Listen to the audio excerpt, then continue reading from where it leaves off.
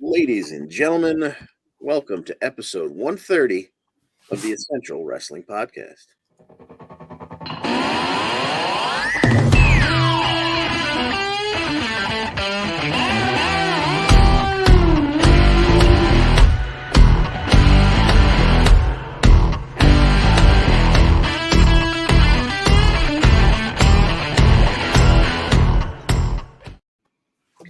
All right, ladies and gents, I am John DeConti, and we're here to take you through the week that was and preview the upcoming week of wrestling action, powered as always by the Eastern Observer. You can taste the power, ladies and gentlemen. Here to help me stumble through is our UK and European expert, Gary Mehaffy. Gary, how are things this evening? What people don't know won't hurt them. I think I must have came on about 2 seconds before we went live. I'm good. Major computer issues all over the place, but we're here and we're ready to talk wrestling. And I know you were feeling a little bit lousy this weekend, so I appreciate you powering through with us. And also joining us is our stateside NXT guru and the Iron Man of the EWP. And number 4, John Smith. Mr. Smith, how are you this evening? Oh, delightful. Ready to talk some wrestling. That's it. it. I have some quip about my Jets, but we lost our last three. I probably shouldn't have started wearing that stupid jersey on the podcast. Jinxing everything. Well, you'll always have that Bears game. Yeah, and the Browns comeback at the beginning of the year. That was epic. There you go.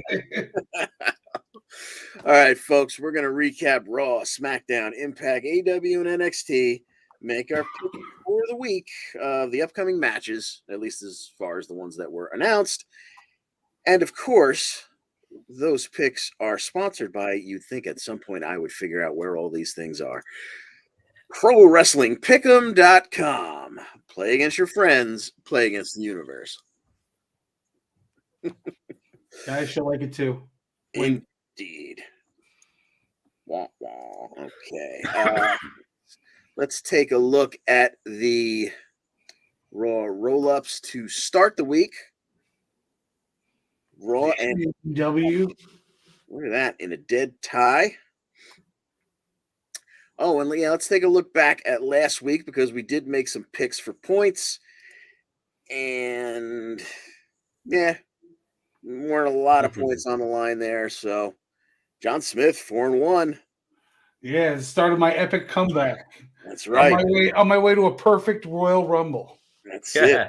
We got all the way to Mania, so our AEW specific standings, not terribly different than the rest. So, all right, let's go back to this and let's jump in with NXT. Last week, the show opened with Roxy in the ring. And, of course, Grayson Waller interrupted. You will remember, even though we were off 2 weeks ago, those are your two Iron Survivor Challenge winners. Grayson couldn't stop talking about how wonderful he was and how he was the first to do it and blah, blah, blah. And Roxy reminded him that not only did she do it first, she did it from the first position. Then Braun Breaker, who is Grayson Waller's future opponent, they're booked for New Year's Evil, chased Grayson out of the building. That allowed Roxy to be distracted, and Mandy Rose jumped her. Roxy decided she didn't want to wait for her number one contendership match for New Year's Evil. She wanted Mandy tonight. I'm sure a lot of people in her presence have said that to her. So they had an NXT Women's Championship match, and John Smith is going to tell you all about it. Oh, man. When I first saw Mandy come out and hit Roxy from behind, my first thought was, wow, Mandy's going to lose the title to Roxy at New Year's Evil. And then they booked the match, and I was like, wait a second, what's going on here? Are they even going to have this match? Is this match going to even end cleanly? Then I figured it would end up with the disqualification with Toxic Attraction at some point because, surely we're going to get this match at New Year's Eve. Mandy hits the Kiss from a Rose, after a good 12-minute match, and Roxy kicks out. She then hits the Pop Rocks and pins Mandy 1, 2, 3. we have a new champion, and then we find out the next day Mandy Rose released from her WWE contract for basically softcore porn. Exactly. To put it bluntly. Yeah. And I'm not sure what I'm more pissed off about, the fact that she'll be off my television screen. Not that I loved her as champion. She did a great job, but I just like having her there. Or the fact that these SOBs did not allow me to pick it for points. I've picked against her 25 times and been wrong. And she finally drops the title and they don't get a point off of it. I wonder how much did Mandy know? Like, did she know anything? Was she under the impression that she was, going to be like moved up on Friday on SmackDown or something, and they needed to get it off her real quick, like, and then she gets hit with like a bomb the next morning, or did she know that she was gone before she dropped the title? I doubt that, but yeah, exactly. It's curious. Yeah, we got some cell phone footage of her kind of, like the next morning I woke up to all the headline before the headlines of her being released was like a heartbreaking moment with Mandy after the match. And I played the title and it was just her sitting on the steps as Roxy made her way up the aisle and took her proper bow. And then Mandy kind of like, blew kisses and waved to everyone. And it was like, there was absolutely nothing to it. Like, it didn't look like she realized she was saying goodbye forever. So this might have been a, out of left field kind of thing. Either way, I'm sure the story will eventually come out, and perhaps more pictures. Either way, we'll win in the end. See, she's made $500,000 in the last week. $500,000 since last Tuesday. Yep. Oh yeah, I'm sure there was a big surge in her viewership. Yeah, 450,000 of it was John Smith, I think. Just to make sure. There goes my life savings and all my credit cards. Oh, and I put up a second mortgage on my house. Hey, some things are worth every penny. Also in the women's division, we had Wendy Chu, who's not happy with Cora Jade. She's happy that Cora lost in the Iron Survivor Challenge. She's not happy with Cora after the whole soda in the face incident because it triggered her teenage social drama. Well, we don't care. Zoe Stark was backstage with Mackenzie. She kind of changed her attitude. Originally, she was of the thinking that Nikita Lyons was a complete waste of roster space. Well, now Nikita pissed her off, and she wants to beat her in the ring to show that she can do it, and we're going to get that this week. So, ladies and gentlemen, let's go to you, Gary, first. We haven't heard much from you just yet. Zoe versus Nikita Lyons. Zoe Stark, Nikita Lyons tonight on NXT. How do you see this working out? I think it's going to be Zoe, unless there's some sort of shenanigans against her and makes her do it. But I think with what they're doing with Zoe and the things they're going to do, I'm going to say that she'll win it. So, yeah, I agree. The heel turn usually comes with a nice little winning streak, especially to frustrate the baby face. John Smith, are you on board? Zoe and Nikita tonight? Who do you think's taking this one? Yeah, I'm going to go with Zoe also. Probably a little eye poke with a roll-up combination. There you go. Also in the women's division, we had a little Isla Dawn vignette. She referred to herself as the unholy enchantress who rises during the winter solstice. And clearly things are not over between her and Alba Fire, so there will be more good stuff to be had there. And then we had the in-ring debut of is it Lyra Valkyria? Like they didn't go for the Lyra Valkyria. Okay, so Gary, tell us all about Lyra. And this this is one of these. The winners definitely me. Lyra obviously being the former Aoife Valkyrie, because I think they must have figured that everybody couldn't have pronounced Aoife properly. She obviously comes in and they excuse me, my throat.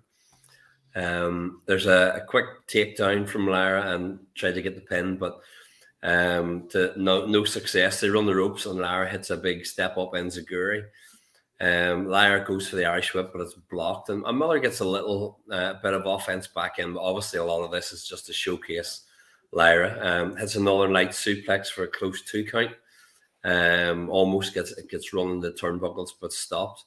But as we come to the end of it, Lyra blocks a kick, hits a big back kick to Miller, goes to the top, hits the frog splash, and in her debut, Lyra Valkyria hits the 1-2-3. Very nice. Yes, they didn't give her a lot of time, but she got to show us what she could do, and expecting big things. I love the fact that when the ladies come in, you get the tiniest ladies to come in, and they really put on a show. It doesn't so much matter the size with them. Now she used a frog splash here, as you said. Didn't she have it? She had a different finisher in the UK, right? It wasn't like a leg drop or something. Pardon me. Yeah. I was sort of surprised when I saw her go to the top. I thought, oh, okay, because I mean I've seen her do that before. Like I've probably seen her from about her third match in, and she's done stuff like that. As you say, she had like sort of the leg drop, whatever. But if they're going with the splash now, whatever, to distinguish her more parts here. So. All right. Well, we look for maybe there's something in her holster that she can still bust out in the future. If she sticks with the frog splash, she makes it look awful pretty. So that'll definitely work. Switching gears to the men's division, we had Odyssey Jones defeating Von Wagner with a little help from Idris Mehaffy and Malik Blade. We had Big Body Javi backstage with Mackenzie, who made no bones about it. She was rooting for Ike Manjiro in their upcoming match. And Javi decided to label his fan base as the Big Body Believers. And Mackenzie didn't care. She's still rooting for Jiro. Well, she got her wish. Jiro beat Big Body Javi, but afterwards, Scripps attacked Jiro. So Reggie, I guess, is coming back as a heel. No idea. Once again, he dropped a business card or something on his chest. No idea what this character is really going for here, but stay tuned, I suppose. His mask wasn't as crazy this time. It wasn't like sticking up like off his head. It looked a little bit better this time. Yeah, he looked more like a luchador and less like like a tiki man. Yeah. Right? Isn't that those big masks? And then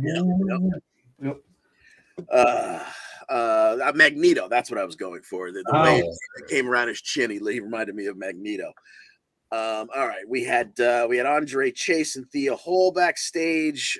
They see Duke Hudson hanging out with Drew Gulak, who has popped up in the PC the last couple of weeks. Hasn't said much, hasn't done anything yet, but they're worried that Duke Hudson is entering the transfer portal, and he's going to leave Chase U. But Chase tells him, "Don't you worry, he's Chase U through and through." And then he goes out and beats Damon Kemp. Andre Chase was there, of course, at ringside. Again, Gulak came out. Again, nothing really happened between the two of them. We're still waiting on that. We don't know where Drew Gulak stands or what he's actually there to do. Meanwhile, Hudson hits Kemp with that running big boot. He gets the win. Then we saw J.D. McDonough in the trainer's room. The Creeds come in. There's a little back and forth. Brutus is pissed that JD went after Julius's knee last week, so they want to fight about it. So we had JD McDonough and Brutus Creed and Gary tell us all about it. Well, it started off with JD trying to overpower what is probably Hulk Hogan's favorite Creed brother, but he wasn't having any of it. JD drop kicks him, and Brutus sort of gets him back with a lot of heavy hitting, a lot of big forearms and kicks and throws and so on. Referee or JD at the outside, but makes it back in. Brutus with, I'm never sure what sort of suplex to call it, because he just kind of, with an overhead throw, just seems to launch JD away. JD had a cheap shot when they were on the outside. And we then got to the point where JD went under the ring, grabbed the steel chair, and he was just about to swing the steel chair, but who should appear in the chair at ringside? I think it was Sanga grabbed the chair. But what we did have was JD hit the devil inside on the outside, and then hit the devil inside on the inside of the ring, and pinned Brutus Creed 1, 2, 3. Yes, so once again, we're still waiting on the Creeds and Indu Sheer, and JD McDonough. I don't know where he fits in next, but I'm sure wherever he's headed, it's going to be fun. We had Stax and Wes Lee brawling backstage, kind of out of nowhere. They fight all the way out to the ring, and I don't remember if it was scheduled or not. But hey, they were in the ring, so let's have a match. John Smith, Wesley, and Stax. How did that one work out? Yeah, these two went back and forth. Stax took the early advantage, but then Wesley was able to launch him out of the ring with a head scissor type twisting throw, and then jumped over the top rope and hit the some flying flip where he basically landed on his own back more than he landed on Stax. But we went to commercial there, and when we come back, Stax has the advantage because that's how it always works. Because they have a rest hold waiting for you on the way back from commercial. But eventually Wesley was able to take advantage and did a backwards handspring, like Pele kick type thing. I guess it's going to be his new finisher for the 1, 2, 3. Afterwards, Dijak's music hits. He comes out. He gets up on the apron, but then Wesley gets attacked from behind by Tony D, who tells him to keep his head on a swivel. Tells Dijak he did his job for him. Gives him a little, man, Tony D steady.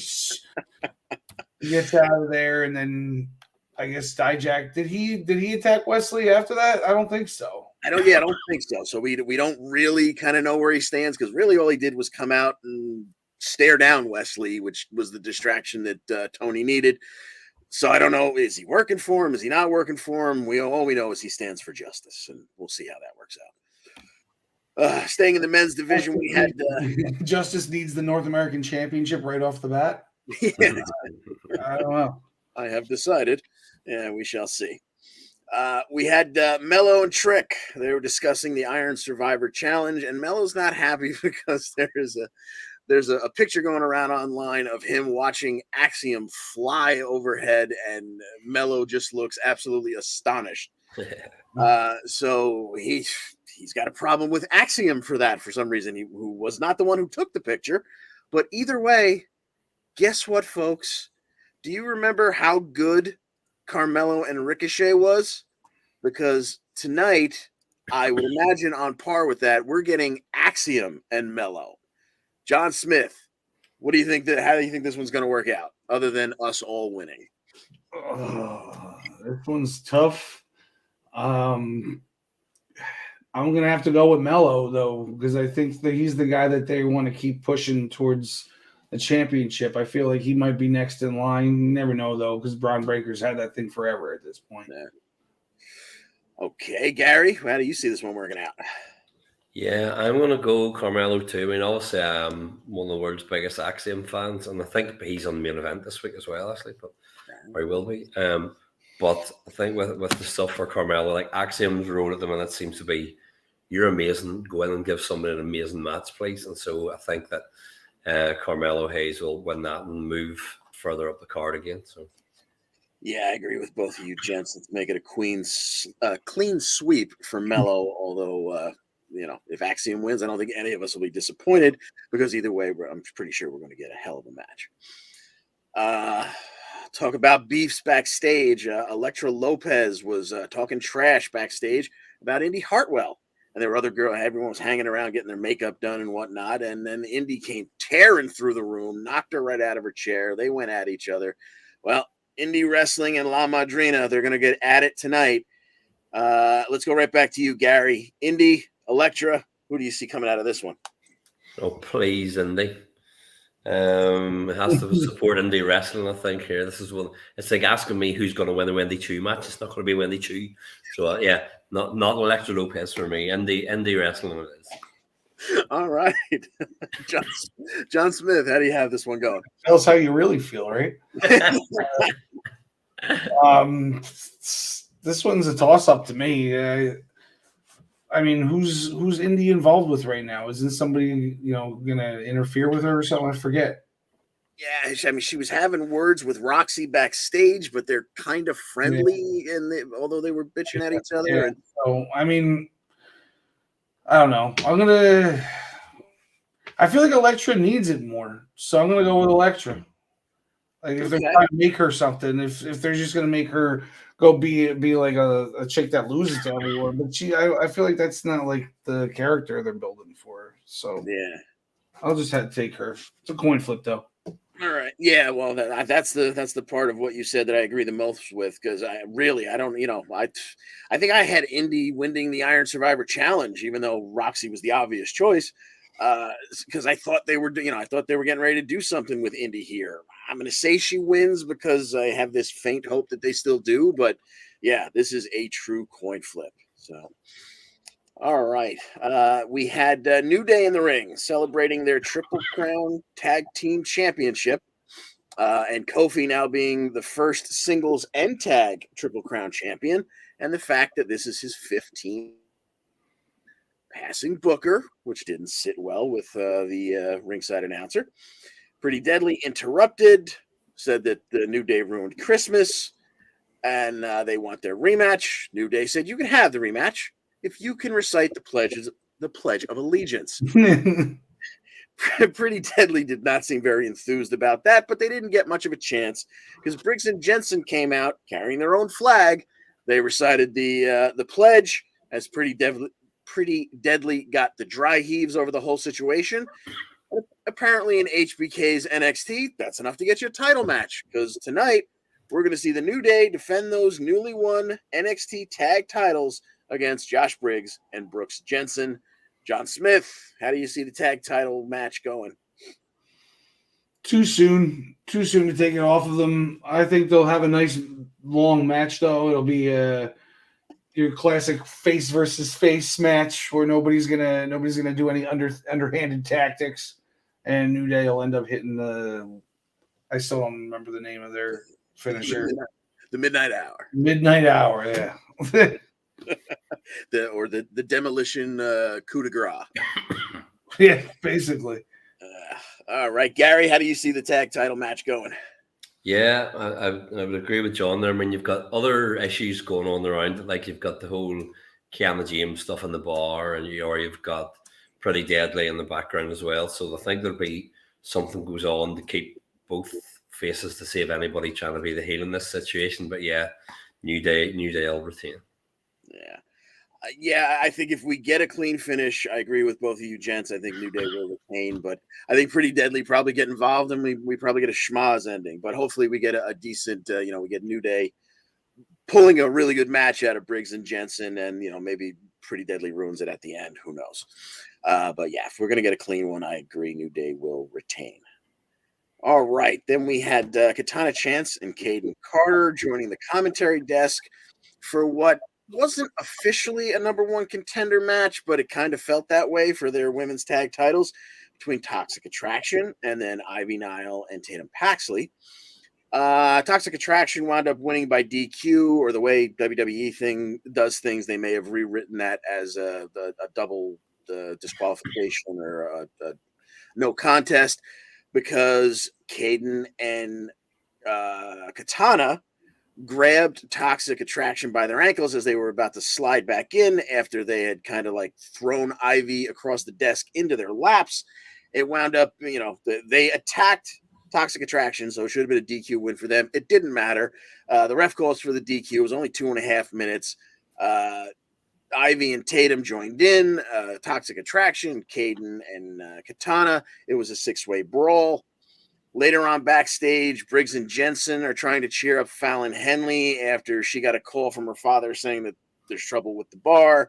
And then later, Brooks Jensen is approached by Kiana James, who bought him a nice shirt. So we got something's going on there. And meanwhile, Toxic Attraction, Ivy, Tatum, Katana, and Caden are a half hour later still brawling backstage, apparently.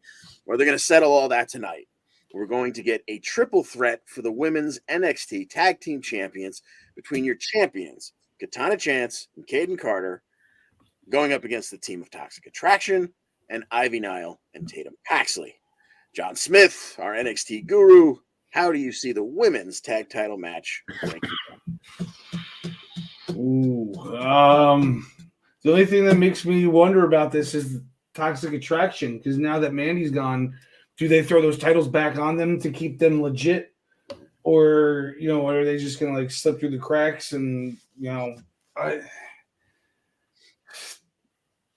going to go with Toxic Attraction taking the belts here. Be the first ever 3-time tag team champions in NXT history. Well, I guess that how this one breaks down will tell you exactly how they were they just there as window dressing for Mandy, or do they really believe in these girls? I think if they believe in them, they probably put the belts back on them. Gary, why don't you weigh in? Tell us how you think this one's going to break down.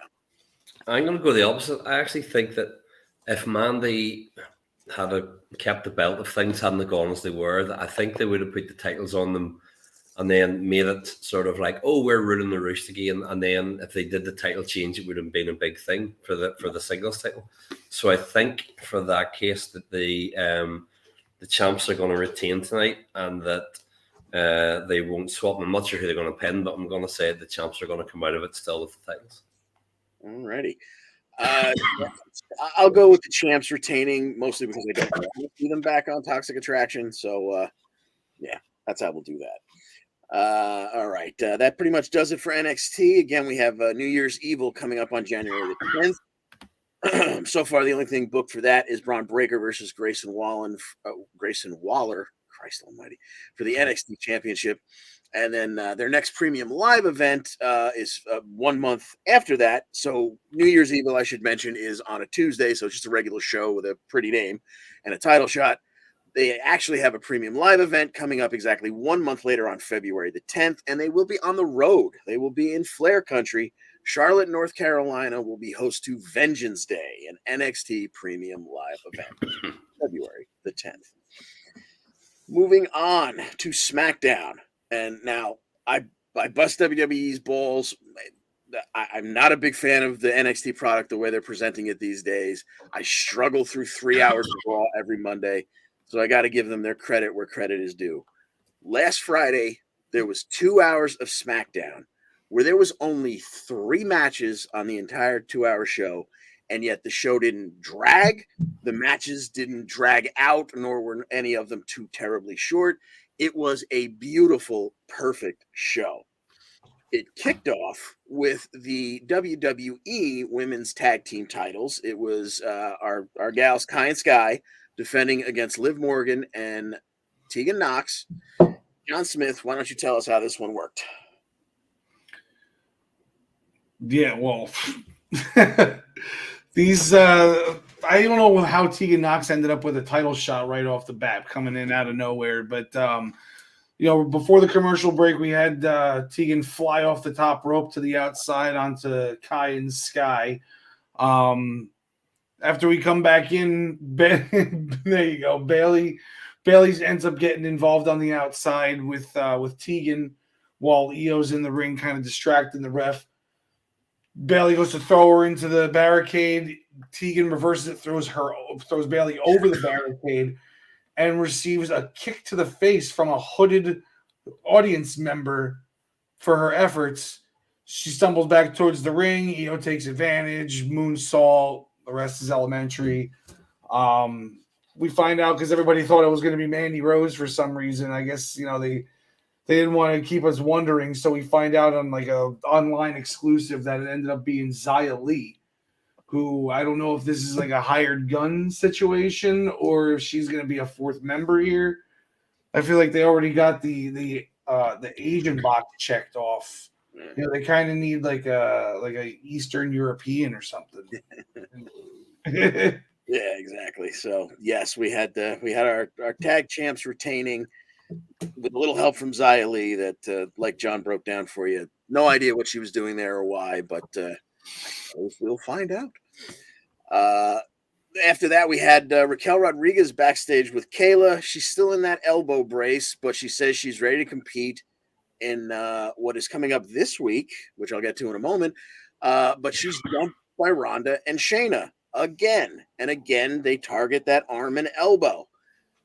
As of right now, she's still in the match. It is going to be a number 1 contender gauntlet match to see who is Ronda Rousey's next opponent. And it will involve Emma, Raquel Gonzalez, Tegan Nox, Liv Morgan, Sonya Deville, and the previously mentioned Xia Li. Gary, How do you see this one breaking down? Who do you think is next up for Ronda? In some ways, I'd love it to be Sonya, but just to kind of to give her something to do. But I'm going to say Raquel is going to go for it just for something different. Oops, I muted myself there. Sorry. Okay, John Smith, who do you see next up for Ronda?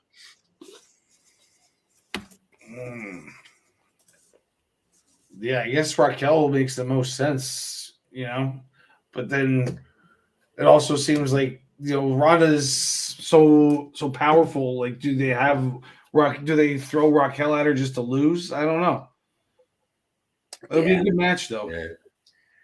Yeah. The crazy thing is, I'm kind of equal parts. Raquel is the obvious choice here. Definitely, she's going to win, and I'm like also 50%.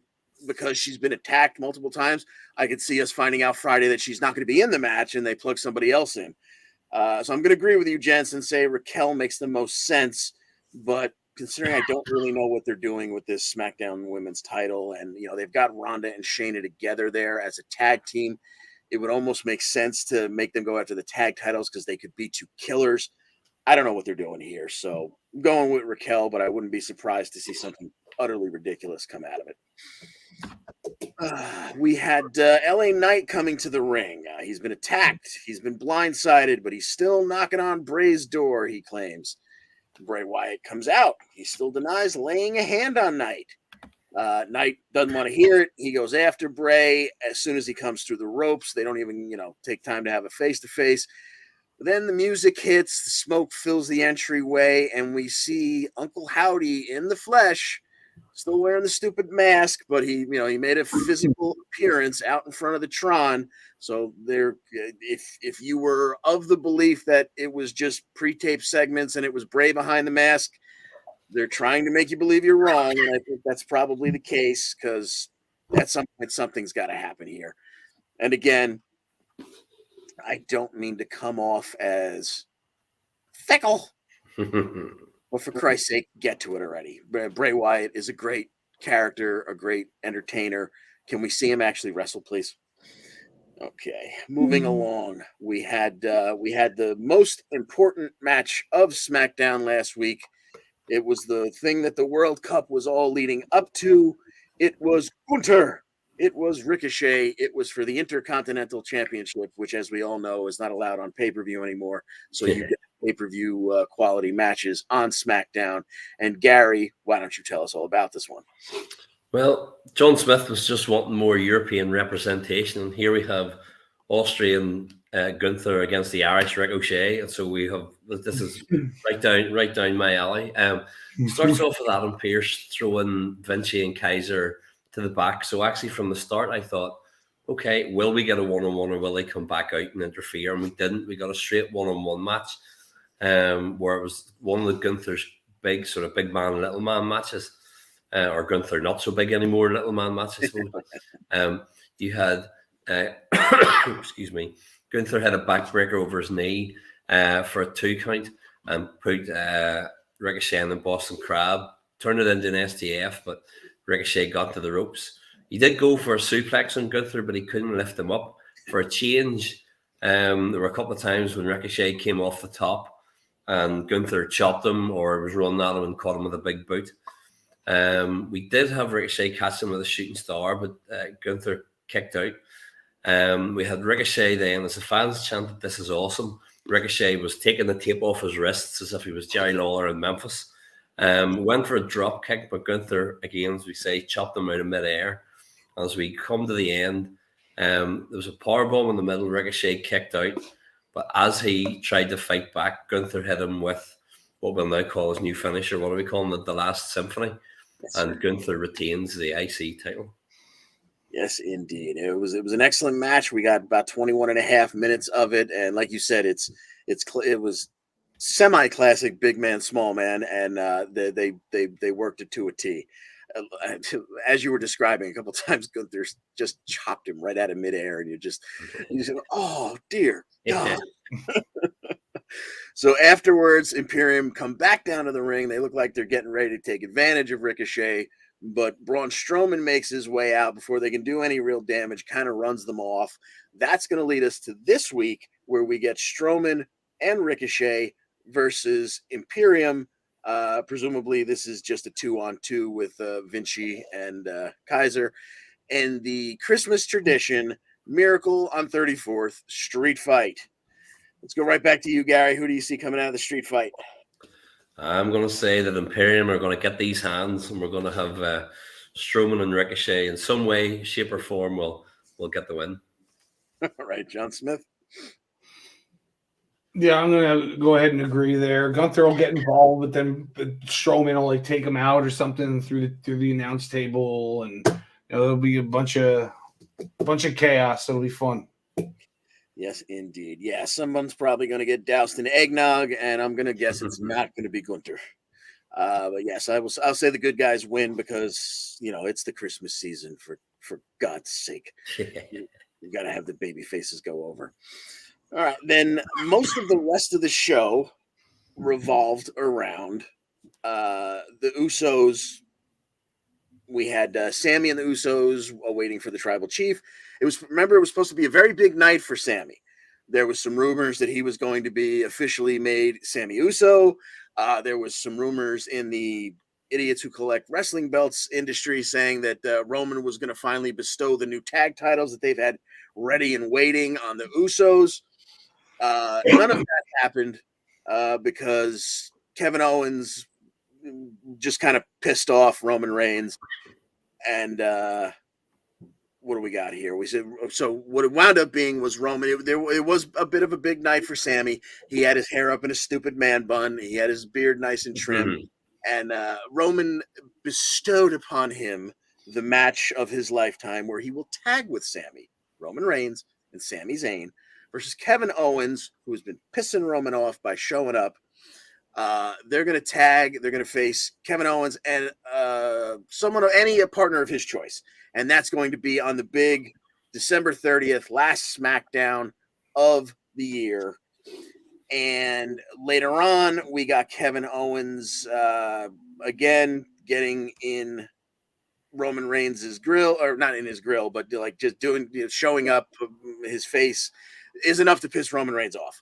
And it turns out we had also kind of already been told that showing up on the last SmackDown of the year was going to be a man who we pretty much haven't seen all year. And guess what? He's going to get involved in this match.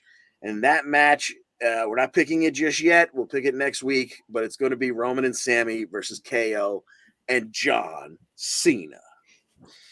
And then what led to okay, yeah, technically this is still Bloodline related because it's going to lead to a tag title match.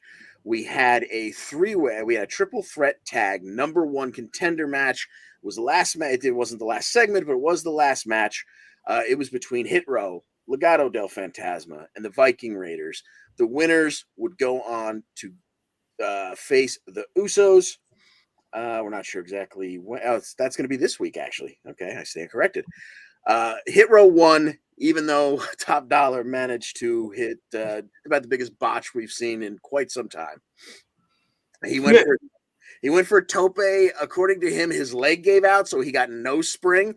So he didn't just go over the top rope and catch a foot. I think his chest hit the top rope. Yeah, basically like his middle thighs, and then he just took a header straight down like a pencil. Yeah.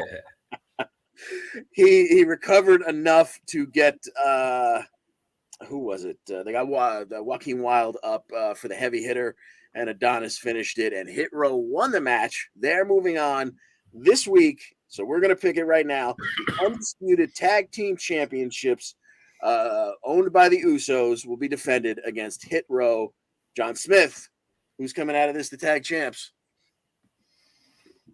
Still gonna be the Usos, man. I ain't picking against the Usos probably ever, even when they're about to lose. I think I'm always gonna pick the Usos. Yeah. Going into this match, I if the Viking Raiders had come out of it, I would have had a momentary thought where like, okay, how are they gonna get out of it? Like they've been building the Raiders up, but when Hit Row won it, I was like, okay, this is Gary, how do you feel about this one? Yeah, this is the same. It would need to be like a mixed tag of like the Usos and Wendy Chu against somebody, something for me to have to kind of pick against them, as John was saying. So yeah, this is not going to be the week that the Usos lose. So Yes, indeed. All right, that's going to do it for SmackDown. Again, our next episode is December. Well, that's the December 30th episode, Tampa, Florida. So that's actually a week from tonight. Tonight we get the tag titles. A week from tonight, a week from this Friday. Jesus, get it together. Is we get the John Cena, Kevin Owens, Roman Reigns, Sami Zayn match. That's going to do it for SmackDown.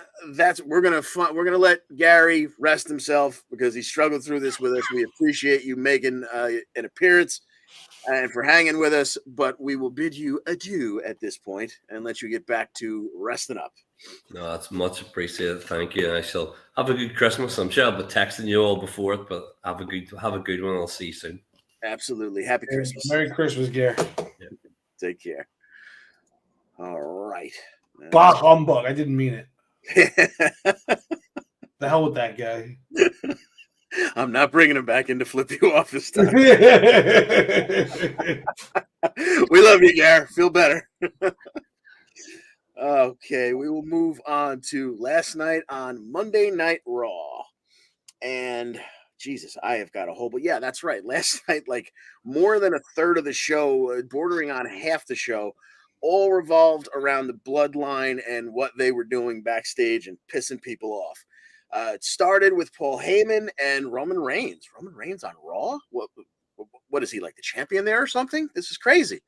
And probably now I don't know if they have like a fake wall that they bring around to wherever they were, because it was the same wall he was in front of for SmackDown. So it may have just been filmed in advance, or maybe they really were there and that's just the set where it's Roman's office. But anyway, he said that he is here to deal with Kevin Owens for showing up on his show, SmackDown.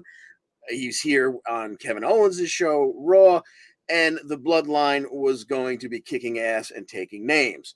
First, we see them go after Mustafa Ali and a couple of staffers backstage. Then during a tag match, we get a cutaway to the backstage. They're beating the hell out of Andre Chase, which I don't know why that poor bastard was there. They blast Elias with his own guitar. Then we get a segment backstage with Adam Pearce. He's talking to Kathy Kelly about the situation with Bobby Lashley, who he fired last week. Calmer heads prevailed. He had a meeting with Bobby at WWE headquarters, and he will be back. It's just a matter of when, not if. MVP approaches and says, I want to have a chat with you about Bobby Lashley. So God, please tell me that they've given up on this whole Omos thing. They're going to put MVP and Lashley back together, and we're going to care about Bobby Lashley again, because that's when he was at his best. But that got interrupted because some backstager had to rush Adam Pearce away to find out that Dolph Ziggler and Cedric Alexander had been attacked. Pearce, for the second time, tries to call Paul Heyman. Paul Heyman's not answering. We go forward to a match where we have the OC and the Alphas out there.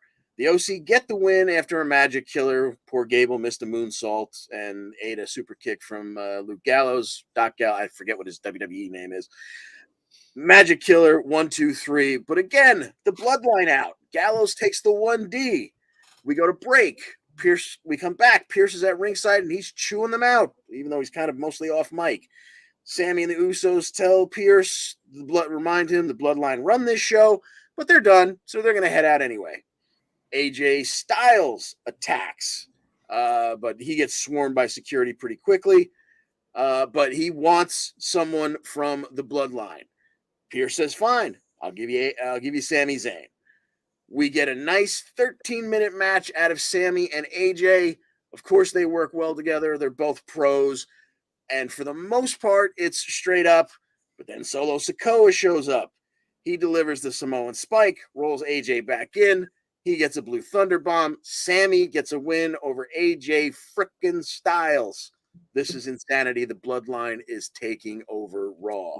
Possibly the first time that the Blue Thunder Bomb has ever pinned anybody for Sami Zayn. Yeah. He hits it every match. It always looks good. It always looks like, yes, I'm going to win every time, too. And they always kick out of it. That's it. What do we got going on here? Airtel Wrestling Video. Oh, hey, how you doing? Anyway. What up? Okay, then we had Seth Rollins come out, and again, this still was Bloodline adjacent.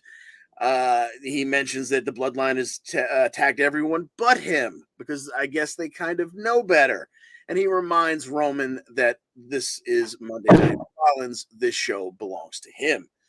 Austin Theory comes out. He says that, well, wait a minute. This show belongs to you. You're the big guy here, but you're the one who said that the U.S. title was the title on Raw, and the U.S. title is on Austin Theory's shoulder. So doesn't that kind of make him the man? They have a little back and forth. The Theory goes for the low-hanging fruit of you were the third best guy in your own group of the Shield. The Usos come through the crowd, so Rollins is like, all right, well, we got to deal with this. We got to deal with this. And he's waiting for Theory to stand side by side with him. Theory just bails, leaves him. It's 2-on-1, two Usos on Rollins. They're beating him up pretty good. Kevin Owens comes out, clears the ring, and says, you know what? Me and Rollins, we want them. We want them tonight. Pierce, who's out again, says, sure, we'll make it happen. We get a little backstage segment with Rollins and KO, and hey, we're buddies a little while back. How did that? Why aren't we still buddies? I don't understand. KO reminds him, you remember how you tried to take my spot at WrestleMania and Stone Cold Steve Austin and all that? Rollins doesn't care. What tonight is all about is kicking the asses of the Usos. We finally got that match at the end of the night, and John Smith saved me from myself. Tell me how this non-title tag team match worked out. Yeah, non-title is the ideal word here, and that's how you know kind of how it was going to end up. Unfortunately, you got the hometown hero. Probably the first time that I think they've ever been in Iowa, because I don't remember them ever like it being like Seth Rollins' hometown when they came to town. But yeah, it was him, KO versus the Usos, and we got everybody's going to get involved here at some point, besides your tribal chief, of course. But when all is said and done, Seth Rollins ends up getting taken out on the outside, but KO on the inside hits the pop-up power bomb on Jay. Well, he misses it first, then he hits it. We get the stunner for the one, or I think he actually pinned him off the power bomb. I'm not sure. I don't remember. Yes, you are correct. Yeah. So then we get the 1, 2, 3, and then we go off a Raw with them celebrating, and it's kind of a Merry Christmas. It's like the heels get to win this week, or the faces get to win this week because it's Christmas time. Yeah, we did have. Go ahead. No, I was just gonna say the OC came out and got involved. Like after Solo came out, and then it was like a whole bleep show on the outside. But when we went off the air, the faces prevailed. I wasn't ready for that one. I thought the Bloodline was going to stand tall at the end. Yep. Yeah, at the very end, we had Sammy kind of sneak in the ring, but KO turned around in time to not get attacked, and they just kind of like stared at each other for a moment, like, will they, won't they? And then Sammy rolled out, and I don't know if anything happened after they went off the air, but it ended with KO in the ring, Rollins kind of recovering from getting hit in the head with the U.S. title from Austin Theory outside the ring, but the good guys were holding the show. Yeah, I forgot Theory got involved too. Yeah, everybody was involved. Yeah, exactly. Like you said, everyone but Roman. Everything just tied together in the show pretty much. And isn't that a wonderful thing when that happens? We also had the Street Profits. They got a victory over the Judgment Day when Montez Ford hit a schoolboy on Balor for the cha-ching roll-up. They also had Akira Tozawa out there with him, which has been making me laugh the last couple of weeks. He had some issues with Dom and Rhea at ringside. And after the match, Rhea slapped the taste out of Tozawa's mouth and basically challenged him as we went to commercial. So we're sitting there in the commercial break going, are we going to get this match? That's WWE doesn't usually do this. Not since the days of China. We came back and we have Rhea Ripley and Akira Tozawa going at it. Tozawa would miss that dear God, just like you were talking about with what was it, Wesley, who did the tope and mostly landed on his back. Yep. Tozawa hit this just top buckle jumping, bomb, senton bomb, and completely missed. And oh my God, that's gotta hurt. Eventually, he would take the Riptide, and in under 5 minutes, Rhea Ripley beats Akira Tozawa. We had Bianca and Alexa backstage. You might remember last week, even though we weren't here to talk about it, that Alexa kind of freaked out after she won the number one contendership. Bianca kind of came in the ring to shake hands with her because they're going to fight each other next. And Alexa lost her bleep for a minute and grabbed Bianca into the Sister Abigail, but then let go. And she kind of snapped back out of it. And, she's not quite sure exactly what's going on here. Stop it. Sorry about this. My notes aren't. Oh my God, I said the word and it took over. Little Miss Bliss needs to change her first name because it's making very difficult to use technology. Oh, yep. Where the hell were we? Oh my God. Anywho, they had to sit down. Bianca does not trust Little Miss Bliss.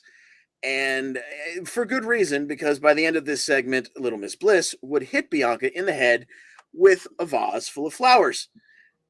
They are each other's next big opponents for the title, but that is not until the January 2nd edition of Raw.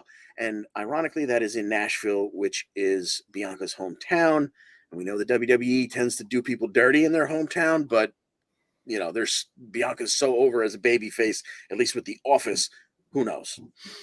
Another big match last night that I had been anxiously awaiting because I thought maybe we'd get to see the return of Tommaso Ciampa. It didn't turn out that way, but we had Miz and Dexter Lumis. They took the bag of money that Miz already paid Lumis, made Miz match it because they were calling it a double or nothing. They hung it. It's a ladder match. John, break it down for us, please. The action spilled right to the outside, right off the bat. Lumis went to throw the ladder back into the ring and got it kicked into his belly, and then we were off to the races. They just kept hitting each other with the ladders. It's a Miz match, so it's not going to get too crazy. Things are pretty vanilla when Miz is in the ring, even if it's a specialty match like this. So, at one point they were both up on the top of the ladder, and it looked like they were both supposed to be crotched, but they got hit on the necks instead. They went to the outside at one point, and Dexter got buried under a bunch of chairs and ladders and debris from the table and whatnot. And then Miz turned his attention to Johnny Gargano and beat the crap out of him. And then when he turns around, Dexter's out of the rubble and basically rock bottoms him onto the tabletop that's sitting on top of a ladder that's just flattened out on the ground. He sets him up on the announce table, climbs the ladder to drop the leg, and Miz rolls out of the way. Eventually Miz gets back into the ring, and as he's about to get the money, Dexter somehow gets himself to the top of that ladder. They're fighting. He knocks him off. Looks like we got ourselves a winner here. But then all of a sudden, somebody grabs his leg, and it's Bronson Reed. Bronson Reed attacks Dexter Lumis, throws him into the ladder, big body bump, sets him up in the corner. Tsunami! And then he helps the Miz up. So it wasn't just a he hates Lumis thing. It's a he's with Miz thing. And he helps the Miz up, gets him up the ladder, and the Miz gets his money back. Terrible. I've never missed Wade Barrett so much. How was he not there to call that first tsunami? I feel terrible for Bronson Reed because if you ever had any idea of, guys like us, we're big time fans. We're watching all the shows that WWE, will give us. It seems like the people who actually come out to those shows, it was one thing. I'm guilty of it. When NXT was just on the network, I wasn't tuning in regularly. But man, the more I see the main roster and these debuts of these NXT guys who were names on the NXT roster and the NXT fans were really behind, I realize that a lot of these 12-year-olds that are coming, making mommy and daddy bring them to the shows, I guess they weren't watching because Candice got very little pop. Tegan Knox got almost none. And Bronson Reed, you could have heard a pin drop when Bronson Reed pulled Loomis off of that ladder last night. And I feel terrible for this guy because, he did some really cool stuff. His North American title cage match with Johnny down at NXT was pretty fantastic for a big guy. And he got nothing from that crowd. Yeah, it's unfortunate. I mean, I was never a Bronson Reed fan, but, it's almost like people were just, instead of reacting, they were just asking each other, who is that? Exactly. Because, there wasn't any sound coming from the crowd. A few boos, of course, but for the most part, it was just, who is this guy? But at least he attacked a face. It wasn't supposed to be like how Tegan Knox showed up to, go up against the heels, and everybody's just like, who? Yeah. But I guess it's all in how Triple H books him from this point forward. But clearly, we are bigger fans of a lot of these NXT callbacks, Triple H's, than the fans that are actually buying tickets in the arenas.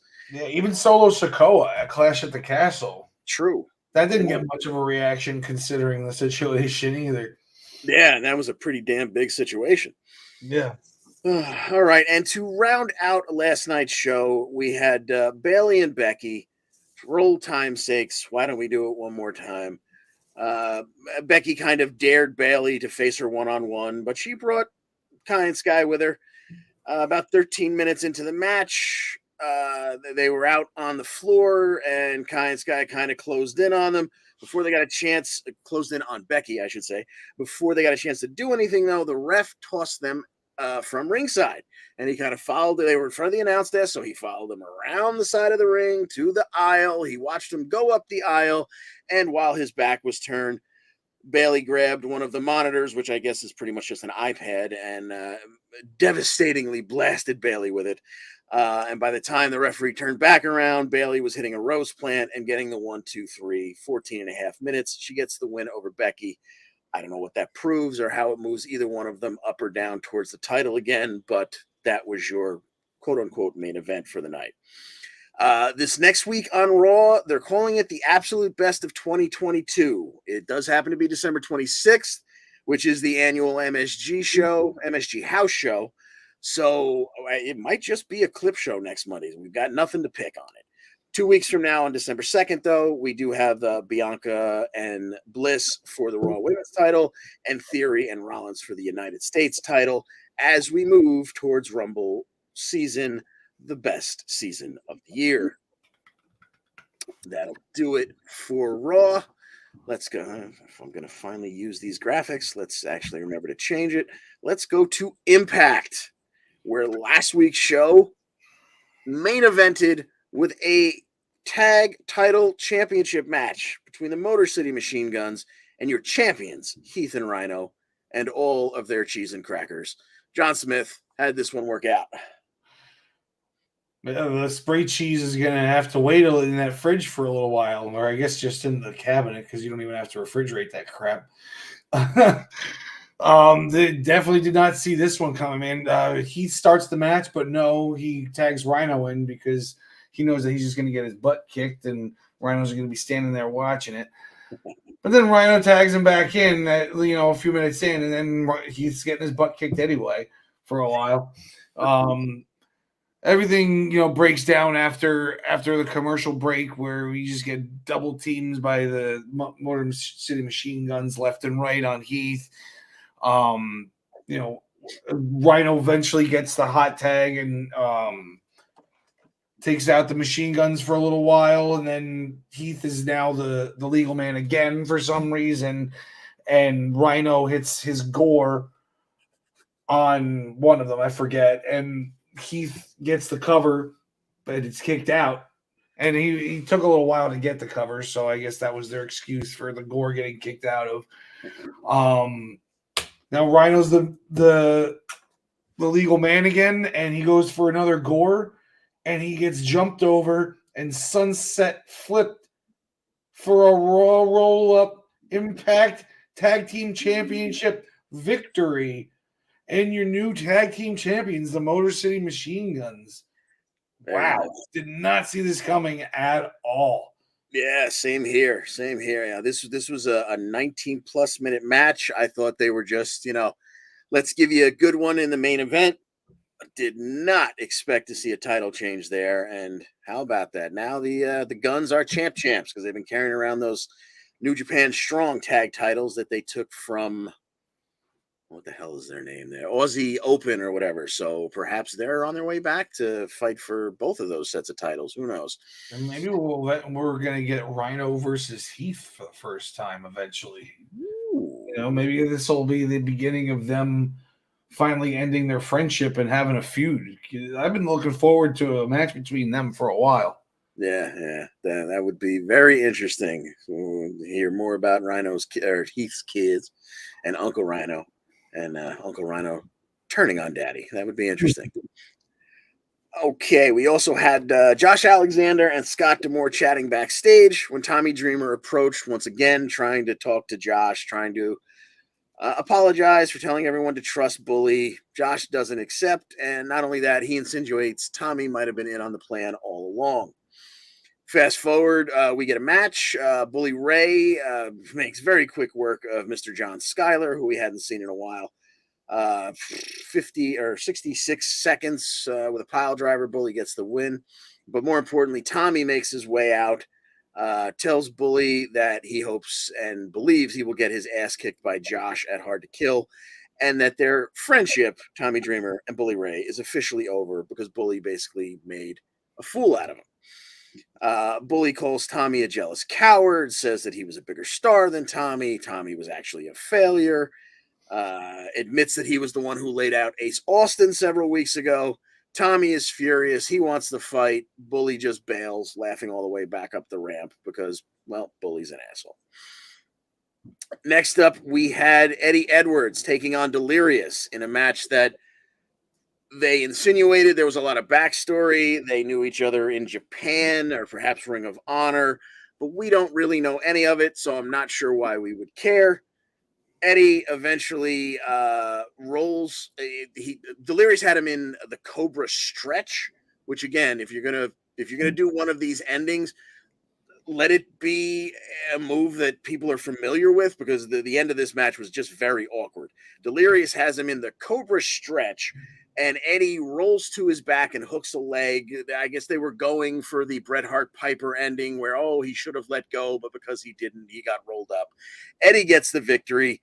Afterwards, he offers a handshake, but he uses it to pull Delirious in and hit the Die Hard driver. And as he's unlacing Delirious's mask, Yuya Uemura comes down, and Eddie just kind of tosses him right out of the ring. But next out is a man we haven't seen in a little while. Jonathan Gresham made his way to the ring. Eddie bails. He doesn't want any part of Gresham right now. We find out later in the show these two will face each other at Hard to Kill. And you'll remember Jonathan Gresham very famously was a long-standing Ring of Honor champion and was very much insistent on the honor part of it. And Eddie, of course, the leader of Honor No More. So I'm sure there'll be a nice build between now and January 13th, but we've got those two to look forward to at the pay-per-view. Afterwards, we had Mike Bailey backstage. I guess he was coming through. This was filmed from the week before, where he was coming through the curtain after that banger of a match that he had with Josh Alexander. Kenny King was there. Everyone was there to, basically, yay, Mike Bailey, you've put on a hell of a match. Kenny King was even there, and he was applauding, but he was just kind of using it to get close so he could spit in Mike Bailey's face. He's happy. Mike Bailey said, later on he was with Gia. He said he's happy to step in the ring with Kenny anytime he wants. He just won't play these backstage games. He'll fight him in the ring. He's not going to attack him, this, that, and the other thing. So we're not getting that match yet, but this week we will get Mike Bailey versus Yuya Uemura. There's no real angle here. Just two guys who are probably going to put on a hell of a match. John Smith, how do you see this one working out? Unless Kenny King gets involved, giving him a speedball. I mean, it's totally possible that speedball could lose because of interference, though. But if you didn't see that match between him and Josh Alexander a couple weeks ago, you gotta find a way to go back and watch it. That's like a match of the year candidate. If it wasn't for Sheamus and Gunther, I'd probably be calling it match of the year. And yeah, a winner is you if you go back and watch that match. And it took up almost an hour. It was just about an hour, that match. You know, there's a couple breaks that where they cut out the commercials, so you're not getting the full hour on the video, but they wrestled for a full hour. Yeah, and it's weird that they didn't kind of push that match more and kind of let us know what was happening. Because that going into the show that night, we thought we were getting Eddie Edwards and Delirious as the main event of that show. And then, Josh came out and basically said, like, here's an open challenge. And what he was trying to do was pull Bully out to face him for the title and tell him, you don't have to use your cash in. I just want to kick your ass tonight. And then you can still have your shot at the title in January. Well, Bully said, basically, go to hell. I'm not coming out. And Mike Bailey came out and went, well, if it still really is an open challenge, gosh, gee willikers, I'll fight you. And then the two of them had a holy bleep match for 55 plus minutes. It was unbelievable. Like I couldn't believe what I was watching. It was, I don't think there was like anything that could have made it better. Maybe like a submission that went down to the wire or something, then when there was like 5 seconds left, the guy ends up getting rolled up or something. But no, he ended up hitting his spike 2 times to make sure that he kept Bailey down for the 3 count. And he got the 3 with maybe 10 seconds left in that match. What a hell of a match, man. Yeah, and I mean, it's, I think last year's match of the year was Josh Alexander versus TJP, where again they went 60 minutes. That was an actual Iron Man match. This one wasn't intended to be an Iron Man match, but it turned out to be. If you like John Smith said, if you have about 55 minutes to kill and you want to be entertained, find this. Josh Alexander, Mike Bailey, you will thank us. Moving along, the major players defeated Decay. Even before the bell even rang, Trey Miguel, who's now Evil Trey, with his spray paint can, he attacked Crazy Steve from behind and tagged him on his back with the neon spray paint. Cardona and Myers did a double team maneuver, second rope neck breaker. Cardona just had Crazy Steve up in a fireman's carry, and Cardona came off the second rope with a neck breaker. They got the victory in under 10 minutes.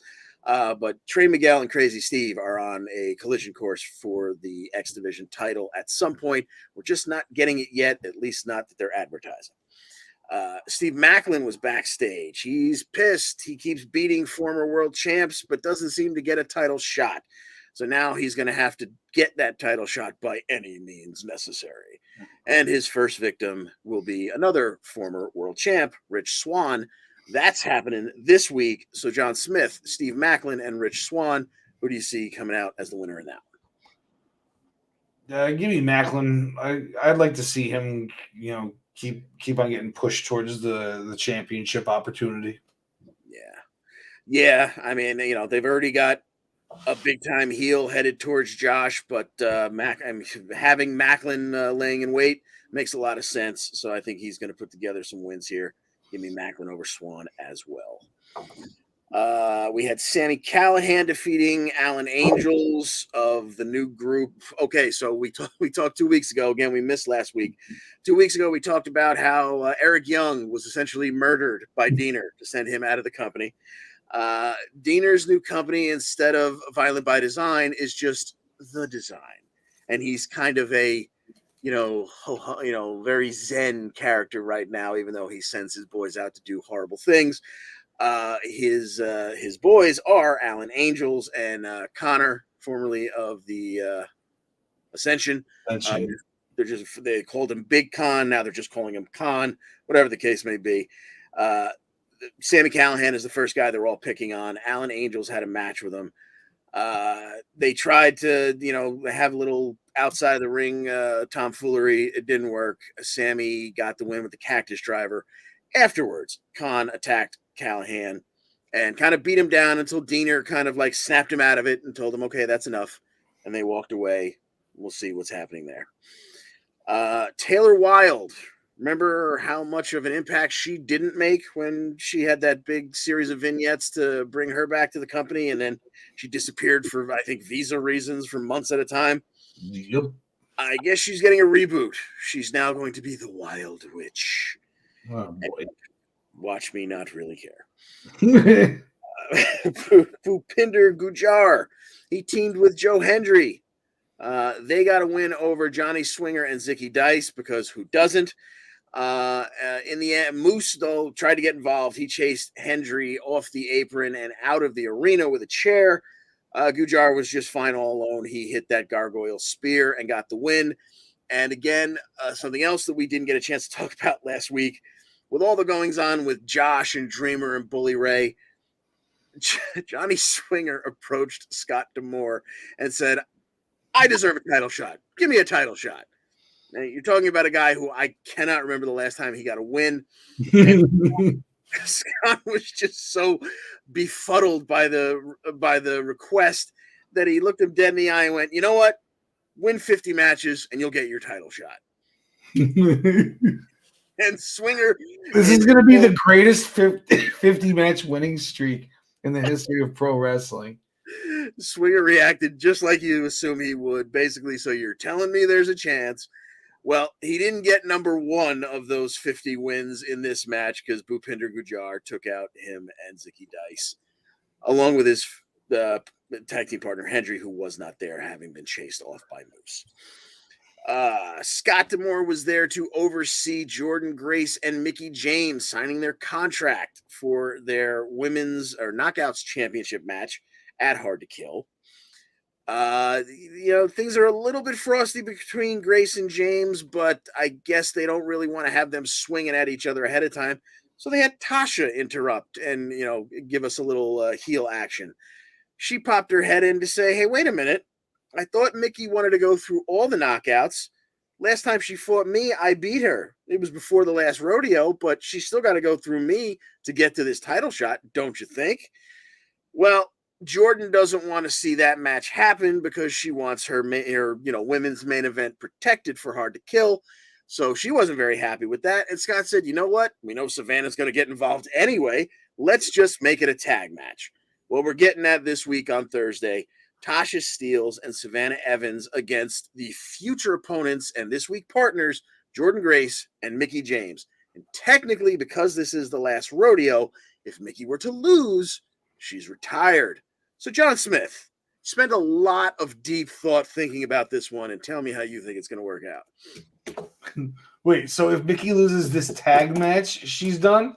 I guess technically if she gets pinned, her next loss, the next time she's pinned or submits, she's walking away. So technically if she gets pinned here, it's the end of the last rodeo. Well, maybe Jordan Grace should just hop off the apron when she's about to get hot tagged in. And just watch Mickie get retired in the middle of this ring. That's not happening. No, definitely not. I'm thinking that Mickie James ends up getting the victory for their team on this one. Yeah, I think you're probably correct. They're definitely winning, but yeah, Mickie, and maybe she even pins. I mean, Savannah's there to take the pin, but maybe she even pins Tasha to shut her up because otherwise Tasha will be bouncing around saying, well, but you didn't pin me yet. So maybe she actually pins Tasha. Also, backstage, we had Giselle Shaw approach Deonna Purrazzo. She said, hey, we should get the band back together. And Deonna was like, what are you talking about? You cost us a victory that made Chelsea go home. I don't even like you. Well, Giselle eventually convinced her, look, you may not like me, but Chelsea's not here. You got a tag rematch coming for those Knockouts tag titles. Why don't you just use me? Eventually, Deonna relents. So this week, we're going to get it for the Knockouts Tag Team Championships. It's Deonna Purrazzo and Giselle Shaw versus the Death Dolls. Not sure, they kind of have the Freebird rules. Not sure which two we're getting, but it's been Taya and Jessica. So regardless, who do you see coming out of this Thursday's Impact with the Knockouts tag titles? I don't think that random combo is going to get the job done. Give me the Death Dolls here. Yeah, I definitely don't. I don't see Deanna taking the pin, but Giselle Shaw is right there and is very likely to do it. So, yes, I'm going to agree with you. The Death Dolls retain, and we move along. That's it for the picks for this week. Yeah, I guess that's it for the Impact picks for this week coming up. Again, Hard to Kill is January the 13th. So far, we've got the men's title, the Knockouts title, and Eddie Edwards versus Gresham on that card. More to come, I'm sure, because I'm sure we'll have 9, if not 10 matches by the time we get there. That will take us through Impact, and it will take us to AEW, who last week presented Winter is Coming. We had dueling promos by Ricky Starks and MJF throughout the first little bit of the show. And your main event for the evening was for the AEW World Championship. It was also for the Dynamite Diamond Ring because of the way that worked out. It was a winner-take-all affair between your champion MJF and the 3-time Dynamite Diamond defending champion against absolute Ricky Starks. John Smith, how did it go down? Unfortunately, I think we all knew how this one was going to turn out, so we were just hoping for a good match. Unfortunately, I don't think we got one. There was a couple botches. Looked like me trying to powerbomb you. They just took me. It took me out of it, but. Not much to say about this match other than the fact that MJF with the ref's back turn hit a low blow and just a roll up for the 1, 2, 3, and Ricky Starks gets rolled up. But I do believe that he has another shot at this title coming up. Am I wrong? Or didn't he have? Wasn't this for the ring? And because he was the champ, it was also for the title. And then Ricky Starks still has a shot at the title. They were teasing that, but they were calling this one a winner takes all affair. Like Ricky was like, I'm coming for both of them. Not only am I coming for both of them, I'm coming for your spot. I'm going to take it all in this one, and he did not. So I think that's it. And at the end of the match, we had Bryan Danielson chase MJF back to the ring. MJF, he hopped the barricade, and Danielson didn't even get to the barricade, and MJF was up 40 stairs and almost onto the damn concourse. So I guess that's what's next up for MJF, although nothing's official just yet. Okay. Also on Dynamite, we had the Jericho Appreciation Society backstage with Schiavone. Jericho was pissed about losing his Ring of Honor title at Final Battle, and he declared that he was going to take his frustrations out on some jobber tonight. That jobber turned out to be Action Andretti. No, seriously, that's his name. And that jobber got the upset. This was an almost 10-minute match that was back. It kind of felt like the Kenny Omega match way back in the day when he went like 12 minutes with Alan Angels, and you're like, why is it taking him so long to put this guy away? Right. Not only did Jericho not put this guy away, he hit a running shooting star press, and Action Andretti got the victory over Chris Jericho. This just doesn't make any sense to me. And it's like Jericho's gone on record about how upset he was about the whole Fandango situation back in the day. And then for you to just you probably booked this yourself. What the hell is going on? Well, who is this Action Andretti? And if he doesn't become an instant world championship contender, then what the hell is the point of all this? Yeah, well, that is the backstage story. Apparently, a couple of months ago, when this guy debuted on Dark or Elevation, whatever the hell it was, I know I wasn't watching it. Apparently, Jericho was at the announce desk and watched him perform, and he said off air, "I want to make this guy a star." Now, why you would do it right after he just lost a world title, I guess you're furthering the, oh my God, I'm so frustrated, because he would have a childish fit backstage Jericho again, bitching about not only losing his belt, but now losing to this quote unquote jobber. But apparently Jericho sees something in this kid and wants to make a star out of him, which, again, if you didn't have that story in hand, you were watching the match and going, what the hell did I just see? So, continuing with Dynamite, we had Jungle Boy beating Brian Cage. Yes, a man who is literally twice his size. He got him with an O'Connor roll for cha-ching, yet another roll-up victory. Afterwards, Jungle Boy says that he's beaten Luchasaurus and Brian Cage, and now he wants Big Bill. Big Bill is somehow the new nickname for W. Morrissey. And like literally they're going with like this as like, hey, we've been calling him Morrissey for as long as he's been in the company, and now we're switching. I don't know if it's all so that eventually he can, like, I have this sneaking suspicion because Chris Jericho is like an 80s rock fan, and he finds his way to the announce desk quite often. And part of me feels like this entire setup with this stupid change is so that eventually he can make a reference that's going to warm my heart, because I am a fan of the band Van Halen, and 99% of the rest of the audience is not going to get it when Big Bill becomes a baby face and he says that Big Bad Bill is Sweet William now. Anywho, Jungle Boy and Big Bill, it's coming somewhere down the line. We'll see exactly how that works out. Swerve Strickland said he gave Keith Lee everything, and Keith Lee threw it all away. Well, the two of them are going to have a face-to-face this week and just get to the goddamn fight. The House of Black, they beat... okay, so this one is worth a little bit of explanation. So it was the House of Black, the three people you know, against QT Marshall, Aaron Solo, and Cole Carter, formerly our boy Two Dimes, of the, what do they call themselves? The Factory. Nick Camarado, who's also a member of the Factory and who looks exactly like Bruiser Brody, but for some reason they've got him working a semi-Razor Ramon thing where he flicks a toothpick at someone. Well, he flicked it at Julia Hart, and she spit the black mist in his face, and this started just a melee before the bell. House of Black beats the ever-living hell out of every member of the Factory for about 5+ minutes. Eventually, they go back inside. The bell rings. Malachi, Black Mass, drops QT, and in 25 seconds, the House of Black gets actual bell-to-bell victory. Again, as long as House of Black is beating the hell out of somebody, I'm happy because they are endlessly entertaining.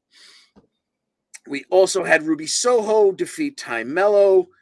Afterwards, Anna Jay attacked Ruby and drove her face into the mat, and the announcers had to remind us that Ruby had her nose broken so badly that she needed surgery. So it may have even been Anna Jay who did it. I don't remember because I don't really frickin' care. But look for Ruby Soho and Anna Jay coming up somewhere down the line. On Dynamite, we had Hangman Adam Page backstage with Marvez. He reminded us about that terrible clothesline he took where he landed face first and knocked himself absolutely loopy. And he said that on that night, he could remember what city he was in, who his opponent was. He even knew the date, but he couldn't remember his own son's name. So it was a scary moment for him. And yet, because he's the cowboy, he's ready for another shot at Jon Moxley. Fast forward to Rampage.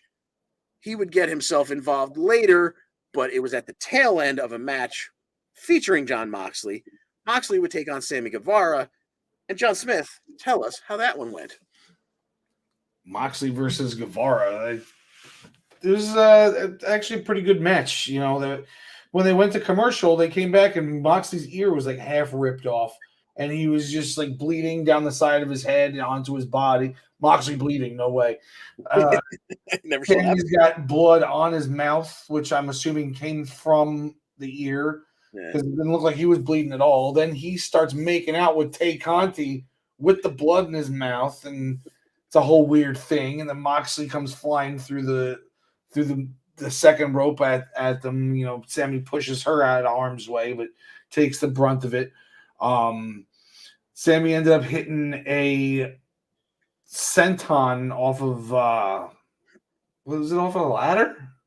I think so. Yeah. Yeah, off a ladder through a table on the outside, and then he hit another senton on the inside, and didn't get the 3 count though, and then he hit a Spanish fly off the top rope that Moxley no-sold the crap out of, rolled on top of him, did a couple arm switches, and we got a bulldog choke, and eventually Sammy goes out from the bulldog choke.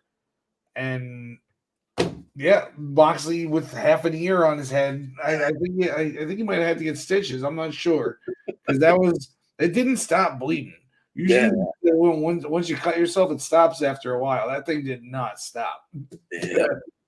Yeah, they've done that gimmick with somebody ripping one of his earrings out before, but I think the first time they did it, it was a gimmick. This time it might have been real because, yeah, like you said, he just kept on dripping. Afterwards, Mox grabbed the mic and he called out the Cowboy. Adam Page was all too happy to come on out. Mox met him on the ramp. They started to brawl. Immediately, security flooded the ring. Hangman hits the buckshot lariat on a member of the security team because that proves something, apparently.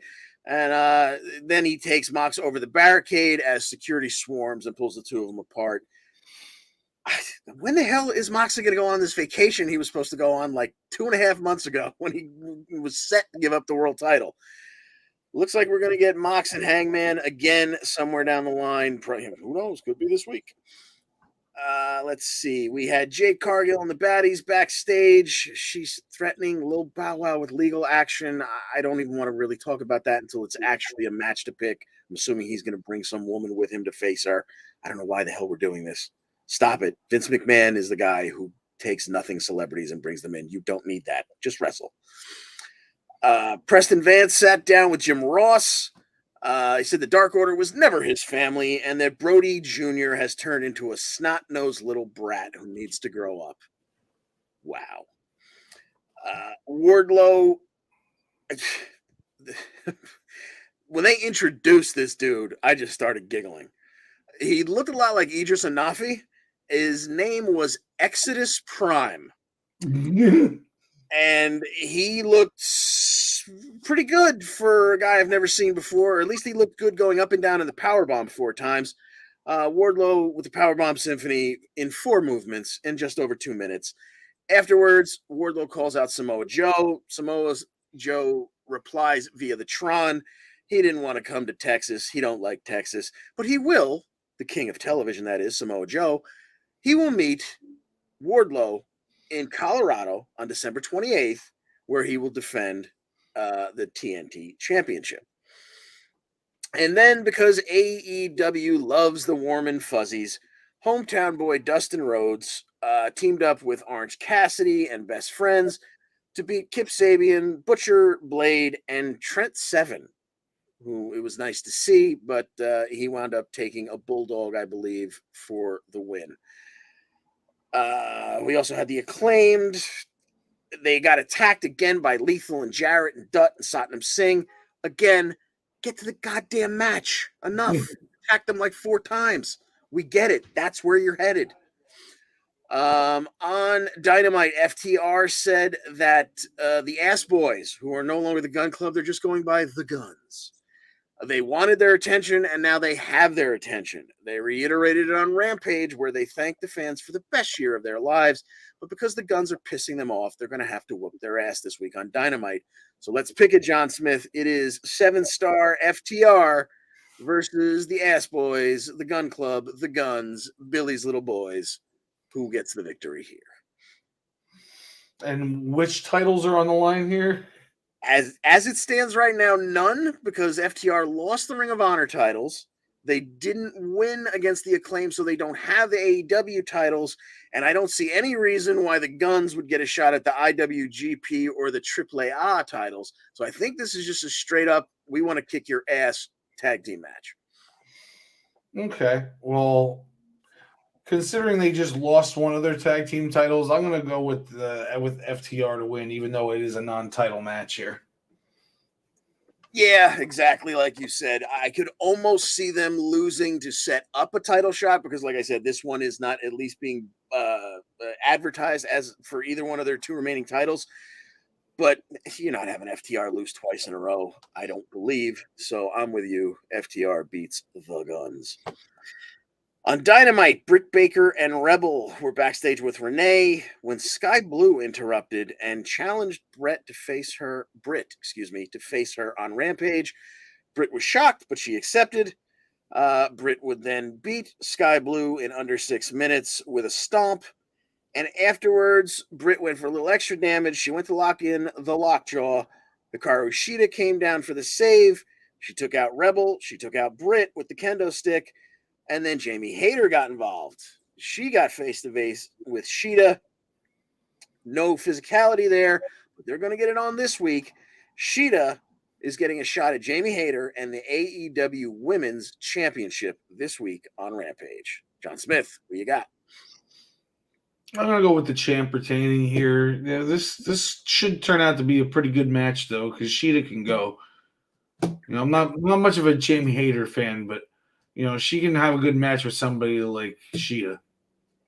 Yeah, I agree. I think we, like you said, we will get the best possible match out of this because Shida can have really good matches. And Jamie Hayter, the fans are really, really behind her in the AEW audience, but they don't exactly have the most discerning fans. So it doesn't necessarily reflect on how good she is or is not, but I think she will have a good match here, and I think she will retain. Okay, on Dynamite. Yes, this kicked off Dynamite, but we're going to headline our show with it because it is that all-important best of 7 series between Death Triangle and the Elite. Early on in this match, Nick Jackson suffered a leg injury and was even helped to the back.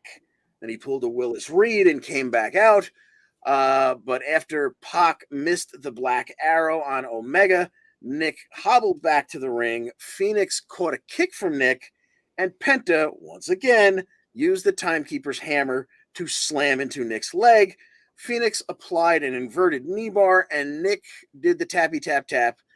And it is now Death Triangle 3, the Elite 1 in this best of 7 series. Afterwards, Omega got on the mic and said, well, if you guys are just going to cheat anyway, let's make match 5 no DQ. Apparently, Tony Khan agreed with that because that's what we're getting this coming week at Dynamite Holiday Bash. However, a point of note, if it goes to match 6, which of course it's going to match 6, that's going to be False Count Anywhere. And that's going to be on New Year's Smash. If it goes to match 7, which of course it's going to friggin' match 7, we're going to get Escalera de la Muerte. And that's going to be at Valentine's Day Rash. It will be a ladder match for those trios titles, which I'll remind you actually have pictures of the Bucks and Kenny Omega on the plates. So, hey, where do you think this one's going to end up? Anywho, let's pick Holiday Bash. It's match 5 of 7. It's no DQ. It's Death Triangle against the Elite. John Smith, are we going to match 6? I think it's pretty obvious. You mentioned it already. It should be, at least they're doing something different for the last 3 matches and not just having the same type of bell hammer shenanigans for the next 3 matches. So we'll see. So you've got the Elite taking this one? Oh yeah, definitely. Okay, yes, I would have to concur because how else are we going to get to match number 7, which also is in Los Angeles, right? Not too far. I think it's like 20 miles away from Rancho Cucamonga, where the Bucks are from. So, yeah, let's get to Escalera de la Muerte. Okay, I think that's gonna do it. Yeah, how we do on those Raw roll-ups this week? I think I ran down a couple matches myself that had Raw roll-ups. Yes, we had some. Okay, again, this was where we were at the start. We don't need that. There's the Raw. Come on with the Raw roll-ups from. Okay, we had Jungle Boy on Cage, MJF on Starks, Eddie on Delirious, Sabin. That's number 4 for him, which means dun, dun, dun, dun, dun, where are we? There we are. We have AEW extending its lead, but look at Impact jumping over Raw. And remember, Impact is 2 hours to Raw's 3 hours. I think the graphic might change in terms of the title by next year. And as we go to the most wins, Chris Sabin, welcome. We welcomed Chad Gable just a couple of weeks ago to the leaderboard. Chris Sabin, you are now on the leaderboard. And Miz, you are right where you belong. And this is the last week of Raw roll of the year, right? Yeah, I guess we got a week and a half left of shows, but I don't know how many live shows we're actually getting. So, we're getting very close. Next week is our last show of the year, so that's going to be when we tidy up our Raw roll-ups, and then I guess the following week will be week 1 of the new tallies. Indeed, sir. So yes, we'll. I'm sure we'll do something spectacular. I don't think any of us would have predicted these results, though. No. I think the whole point of it was Al wanted to kind of stick it to the people like me who call it the Raw roll-up and show just how much everybody else does it too, and perhaps even more. But I definitely didn't see it going down quite this way. Hey, to be fair though, when he started making fun of them, there was like 3 happening per Raw. It was like the only way matches were ending, either that or DQ. There was nobody getting hit in finishers. Let's say, yeah, there definitely has been as we know behind the scenes, but there definitely has been a change in the way that the Raw and SmackDown products are being presented. So it is shown up on the leaderboard in the Raw roll-ups. All right. I guess it's time to pay the bills. Yeah, the primetime rundown is back in its usual day and time as Joey Jarzenka, Ian Schreier, and Mike Zabo return to Friday nights at 7 p.m. Eastern Time with everything you need to know in the sports world. Survivor pool. I guess we gained no games because the Patriots blew it for me, and who blew it for you? The Commanders.